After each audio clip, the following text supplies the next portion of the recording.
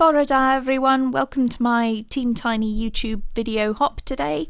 I'm going to be making some artist trading cards. Artist trading cards are always 4 inches by 3 inches, and I've just created some plain white ones, and I'm going to be using them for backing all of the cards that I'm making. Going to be doing a lot of ink blending and things, and you would generally end up with a rather nasty back, so just get them nice and clean on the back. My theme for my artist trading cards today is going to be the Sanderson sisters from Hocus Pocus. I am a big fan of Hocus Pocus. Let me know in the comments below if you like the film too, and if you're excited about the fact that Hocus Pocus 2 is coming out. So I showed you a few of the bits and pieces that I'm going to be using today. I'm going to be using a few other bits and pieces as well, but that was just to be getting on with. So I have backed some black card with some double-sided sticky tape and run through the Sanderson sisters die so that I can adhere that to the ATC. I'm just blending some Stampin' Up! Inks on some this is stamping card, so it's not necessarily intended for blending, but I didn't want a perfect blend. These colours don't blend well together anyway, they would end up with mud, so I am kind of keeping a little bit of a gap between them, but I really like the kind of messy look that you get from blending on this card. So I'm using Merry Merlot, Garden Green and Elegant Eggplant.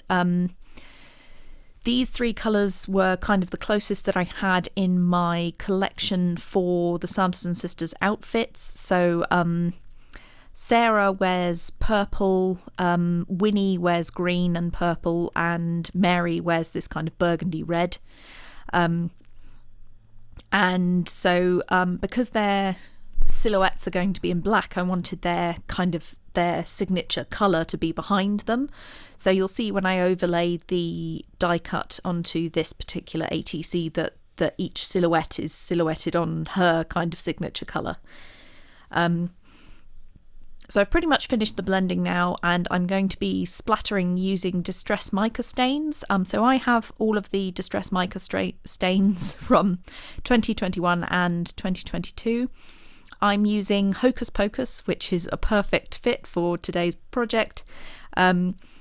I'm also using Tree Lot for the green and Tart Cranberry for the burgundy red. So just because the other 2 are considered kind of Christmas colours doesn't mean that you can't use them for other projects, so use them all year round to get as much use out of them as possible. So I've die cut the letters for the word sisters. This is an extremely old memory box die. I will see if it's still available and try and link that in the link below. If not, just any old alphabet die will do. So I wanted the word sisters because that's what Winnie says all the time. She's all kind of like, sisters! Unfortunately, the letters were not lining up, and my desperate need to have them lined up was overriding, so I got out my T-square ruler and lined them all up.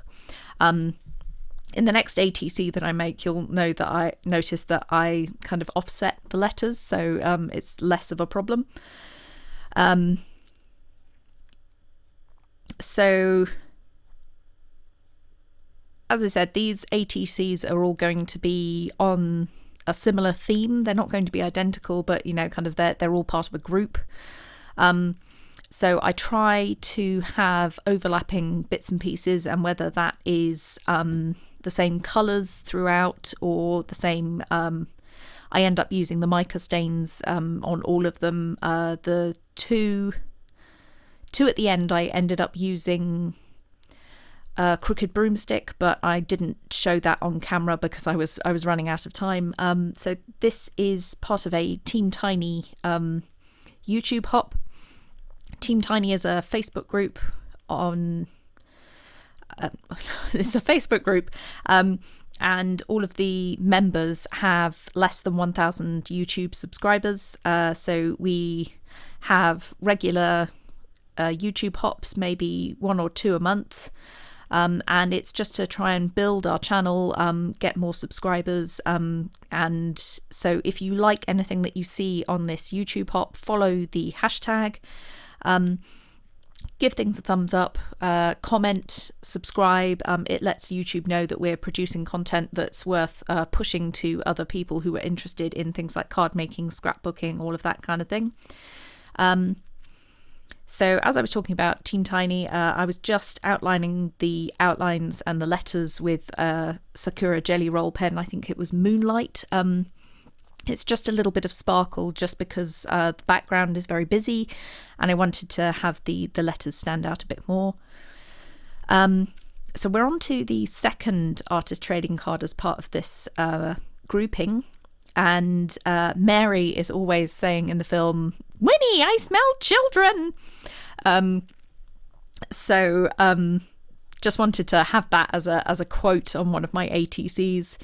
And as I said, Mary wears, kind of mostly burgundy red. So I chose the Merry Merlot as a backing for this card. I'm using the same memory box die set just again so that it ties in with the previous ATC, so that they've got the same font on them, and the Merry Merlot ties in with the inking on the last one. I'm also going to splatter it with the tart cranberry again, and I'm using these alphabet stamps and some onyx black ink to type out the rest of the quote. On this particular card, I didn't feel the need to have everything absolutely perfectly lined up. So, kind of like if some of the letters are a little bit out, it just adds to that wonderful handmade look.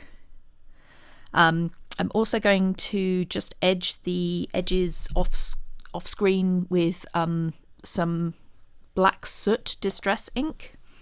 And the reason why I use the black soot distress ink is just to tie it all in with as I said, with the other ATCs, just so that they have some coherence. So as I said, I'm using the tart cranberry, but I just want to cover up the lettering that I've already done so that I don't obscure it. I've got a little bit of a straight line there from using the card, but I'm trying to style it out by adding a few splatters around I Smell Children. And I think it looks all right in the end once it's all dry. And I just kind of blot some of the larger amounts off on this grid paper that I've got in my splat box. So as I said, if you have any opinions on the Disney film Hocus Pocus, do let me know in the comments below, and do let me know which one of the ATCs is your favourite as well. So I'm starting on an ATC that's going to represent Winnie's book. So according to the film, the book is made from human skin, which is minging, and so it looks like it's made up of all of these patches. So I'm just using some soft suede bits of card that I've ripped up so that it looks like the patches on the book in the film. I've also got a piece chopped up for the spine, and I'm really sorry I'm off screen here. So this is just me gluing all of the bits and pieces in place. When everything was dry, I inked the edges of these torn bits just to kind of emphasize them a little bit more.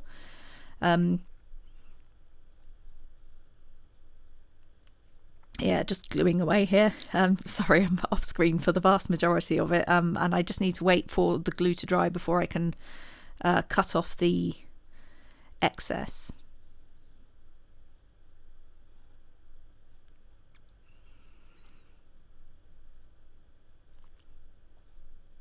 So yeah, just making sure that all of the glue isn't oozing out the sides and cutting off the excess. And this is just a bit to represent the spine of the book. So let me know in the comments below if you've ever made an artist trading card, or if you've made a set of artist trading cards and what your theme was. So Mal just helping me up there with my artist trading cards. So So I'm using Nuvo drops, and I use Nuvo drops in ebony black to create the eye dot that you can see on the right there, and I'm using the Nuvo drops in silver to create the snake that goes down the kind of the spine bit and the clasp that goes around the eye. My silver has clogged up, but just use a pin to clear that up. So if you ever have a blockage, then just use a pin, and that should allow it to flow again. So if you're familiar with the book in the film, it seems to have these kind of stitches or staples all over the front of it. So I'm just trying to recreate those with a kind of copper Sakura jelly roll pen. I think it's supposed to be orange, but it's kind of coppery coloured. And again, that's just to emphasise all of the tears and the rips that were I went over with Vintage Photo. So I'm on to my final artist trading card, and this one is Billy. Billy was Winifred's lover, and he's brought back from the dead. So he comes bursting out of the graveyard, and he's got green skin. So I'm just using oxides in old paper and bundled sage. It's kind of a good colour match for the makeup that the actor is wearing in the film. So you can see there that I've cut out one hand using dyes from the Missy's collection, and I will link that in the description below. And I was trying to draw Billy's tombstone freehand, and I just realised that there was absolutely no way I was going to be able to do that properly. I mean, I am a dreadful artist. That's why I tend to use dyes and stamps most of the time. So the little skull and crossbones and the label die and the potion die are also purchased from AliExpress, and just used the label die to help me create a symmetrical tombstone, and just freehand cutting that.